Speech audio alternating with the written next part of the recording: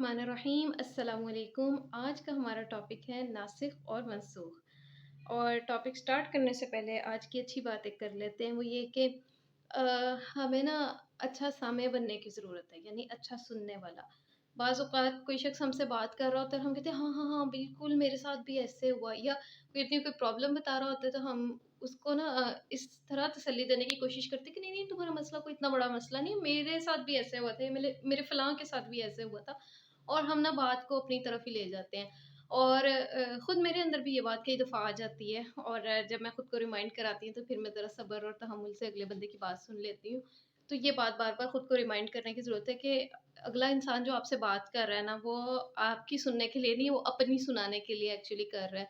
और बाज़ औक़ात लोगों के मसाइल जो है ना, वो किसी से बात करने से ही हल हो जाते हैं। बात करते-करते उनको कोई आइडिया हो जाता है कि मुझे ऐसे करना चाहिए था या वैसे करना चाहिए था। उन्हें बाज़ औक़ात आपकी बात की ज़रूरत नहीं होती, उन्हें सिर्फ़ एक कान चाहिए होता है, कोई ऐसा शख़्स चाहिए होता है जिसके कंधे पे सर रख के वो रो सकें या वो अपनी कोई बात कर सकें, और हम यही काम नहीं करते। हम अगले को जो है ना अपना सुनने वाला कान नहीं देते, बल्कि अपनी चलने वाली ज़ुबान देते हैं। तो चलें जी, स्ट्रेट फॉरवर्ड आज हम अपने लेक्चर की तरफ आते हैं। नासिख़ और मनसूख़। नासिख़ और मनसूख़ उन आयात को कहा जाता है जिसमें एक हुक्म दूसरे हुक्म से कैंसल आउट हो गया या उससे रिप्लेस हो गया। मतलब इसकी मिसाल ऐसे है कि जैसे हदीस से मैं दे देती हूँ कि नबी सल्लल्लाहु अलैहि वसल्लम ने एक पहले औरतों को मना किया था कब्रिस्तान जाने से, ठीक है? लेकिन बाद में इजाज़त दे दी, और उसकी वजह स्कॉलर्स ये कहते हैं कि पहले यानी लोगों को ना मैनर्स नहीं थे, आदाब नहीं थे कब्रों पे जाने के, और इस वजह से मना किया गया था कि औरतें जो हैं वो जाहिलाना कोई काम ना करें, रोना-पीटना कब्रों पे जाके ना करें। लेकिन जब उनको इस्लाम की समझ आ गई, तो बाद में ये जो है हुक्म वापस ले लिया गया और मनसूख हो गया। ठीक है, ये तो हदीस की बात थी, लेकिन कुरान की इस्तिलाह में तफ़सीर और उलूमुल कुरान की इस्तिलाह में नासिख़ और मनसूख़ आयात के लिए यूज़ होता है कि जिसमें पहली वाली कोई आयत थी, अ, वो मनसूख़ हो गई और उसको नासिख़ करने वाली एक और आयत आ गई, जिसमें उससे डिफ़रेंट हुक्म था। नासिख़ और मनसूख़ को अगर आप इस तरह याद कर लें कि नासिख़ जो है वो फ़ाइल के वज़न पे है और मनसूख़ मफ़ूल के वज़न पे। तो इससे हमें ये बात सही आसानी से समझ आ जाएगी कि मनसूख़ वो आयत है जो कैंसल होगी या रिप्लेस हो गई, किससे? नासिख़ यानी बाद में आने वाली आयत से। तो जी इस्तिलाहात का भी फ़र्क है। उलमा के नज़दीक जो मुतक़द्दिमीन और मुताख़िरीन थे, यानी जो सलफ़ुस सालिहीन में से थे और जो बाद में आने वाले मुफ़स्सिरीन थे, उनके नज़दीक डिफ़रेंट है कितनी आयात नासिख़ और मनसूख़ हैं। तो मुतक़द्दिमीन जो कि पहले के हमारे मुफ़स्सिरीन किराम थे, उनके नज़दीक तकरीबन 500 आयात हैं, क्योंकि वो इन अ सेंस उसको कैंसल या रिप्लेस होने के सेंस में नहीं लेते थे, वो बल्कि इस तरह लेते थे कि ये जो है ना, मतलब किसी हुक्म की डिटेल भी अगर आगे आ गई है ना, तो वो उसको नासिख़ और मनसूख़ के हुक्म में लेते थे। इतनी डिटेल में इसकी जाने की ज़रूरत नहीं है, बस आप ये याद रख लें कि मुतक़द्दिमीन के नज़दीक ना 500 आयात वो मनसूख़ हैं, और जो मुताख़िरीन है, बाद में आने वाले स्कॉलर्स हैं, उनके नज़दीक कम-कम होती जा रही हैं। किसी के नज़दीक 20 है, किसी के नज़दीक 50 है। और शाह वलीउल्लाह के नज़दीक उन्होंने जो अपनी तफ़सीर लिखी कुरान की अल्फ़ाज़ुल कबीर, उसमें उनके नज़दीक मनसूख़ आयात की तादाद सिर्फ़ कितनी है? 5। और ये 5 आयात जो है ना, ये बहुत आसान सी हैं, ये मैंने लिखी भी हुई हैं, और इनको मैं डिटेल में भी आपको इंशाल्लाह एक्सप्लेन कर दूँगी थोड़ी देर तक। लेकिन आप ये बस हेडिंग्स अगर आप ये याद रख लें, अगर आपको आयात भूल जाएँ तो भी आपने ये अहकामात याद रख लें कि किस-किस चीज़ का जो मसला था वो मनसूख़ हुआ और उसको नासिख़ करने वाली एक आयत आई। तो यहाँ पे कुरान की हम आयत देख लेते हैं। अल्लाह ताला कहते हैं व इज़ बद्दलना आयतिम मकाना आया।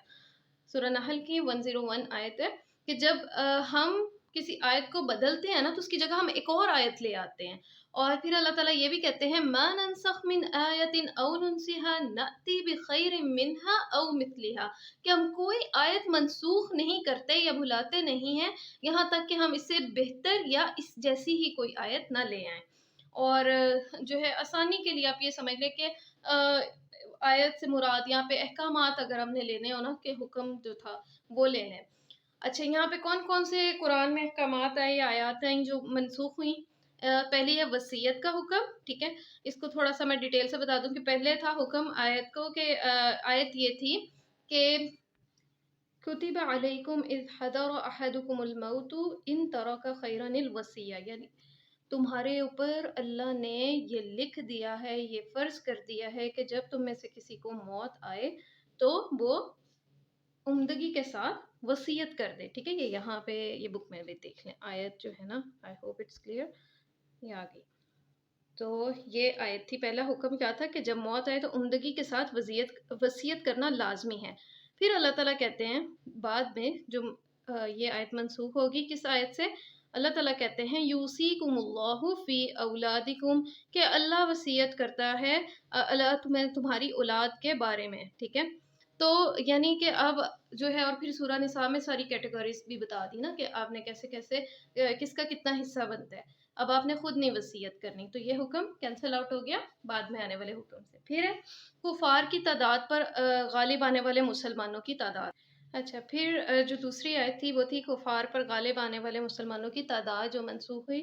اللہ تعالیٰ نے پہلے کا مسلمانوں کو بشارت دی کہ ان یکم منکم 20 صابرون یغلبوا 200، اگر تم میں سے 20 صبر کرنے والے ہوں تو وہ 200 پر غالب آ جائیں گے. ٹھیک ہے، میرا خیال ہے یہ بدر کے بارے میں تھا، بدر کی جنگ سے پہلے.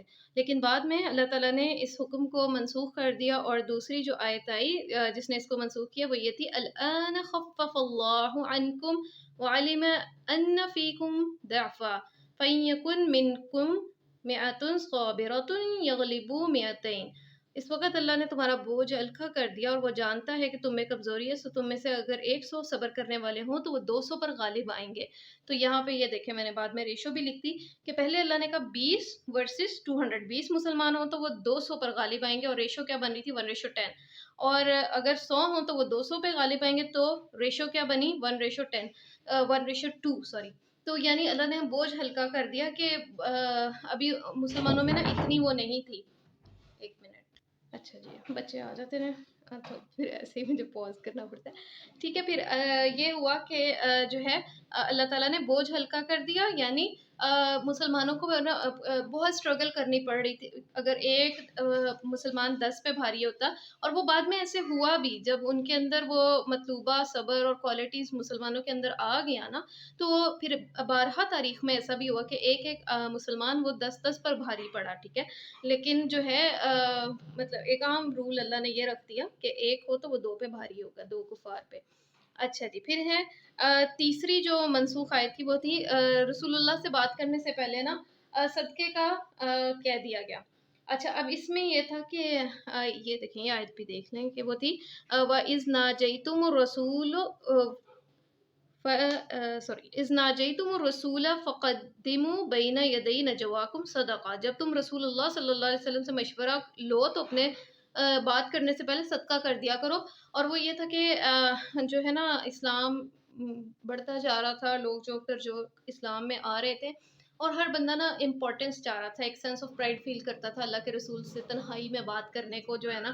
اور اس سے اللہ کے رسول بہت ڈسٹرب ہو رہے تھے، اور اللہ تعالیٰ جو ہے نا وہ یہ بات نہیں چاہتے تھے کہ ہر بندہ جو ہے وہ آ کے تنہائی میں بات کرنے کی کیا بات ہے کہ کوئی بھی بات آپ مجلس میں بھی کر سکتے ہیں. اور کچھ یہ بھی عادت آ گئی کہ لوگ جو ہے نا ہر چیز پہ سوال کرنے لگ گئے جو ضروری بھی نہیں تھا، غیر ضروری قسم کے سوالات. تو اس پہ جو ہے نا یہ حکم آ گیا کہ آپ جو ہے نا کوئی بھی بات کرنے سے پہلے صدقہ کرو. لیکن یہ بڑا بریف سا حکم تھا، بڑی جلدی جو ہے نا یہ اٹھا لیا گیا تھا اور منسوخ ہو گیا یہ حکم کس آیت سے کہ فَإِذْ لَمْ تَفْعَلُوا وَتَابَ اللَّهُ عَلَيْكُمْ. جب تم نے ایسا نہ کیا تو اللہ نے تم پر رحمت کی، تمہاری توبہ قبول کر لی. تو جو ہے کیونکہ مسلمان اس چیز سے بہت ڈر گئے، اور اس کے بعد بھی جب یعنی اٹھا بھی لی گئی نا شرط صدقے والی، اس کے باوجود جو ہے نا وہ جھجکتے تھے ہر بات کرتے ہوئے، اور مطلب یعنی ہر بات نہیں کر لیتے تھے. اللہ کے رسول کی جو ہے ایک احترام اور ایک وہ جو چیز تھی نا، تو وہ بہت زیادہ پھر آ گئی اس چیز سے. پھر ہے زانی عورت کی سزا. پہلی جو آیت تھی نا جب ہمیں سب کو پتہ ہے کہ جو عورت زنا کرتی ہے اس کی سزا ہے 100 کوڑے.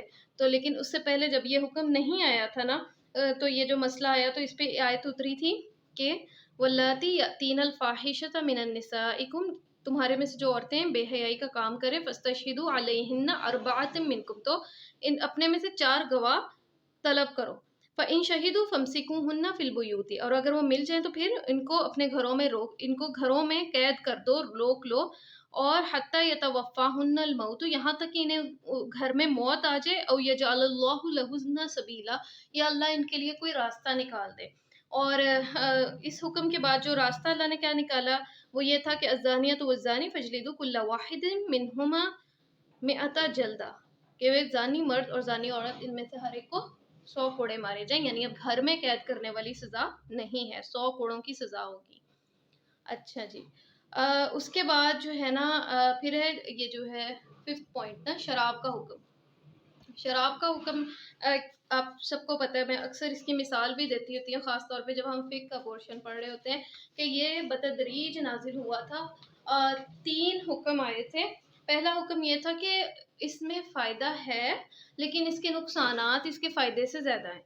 फिर दूसरा हुक्म आया कि ला तक़रबुस्सलाता व अंतुम सुकारा, कि ए मोमिनो, जब तुम नशे की हालत में होते हो तो नमाज के करीब ना फटको।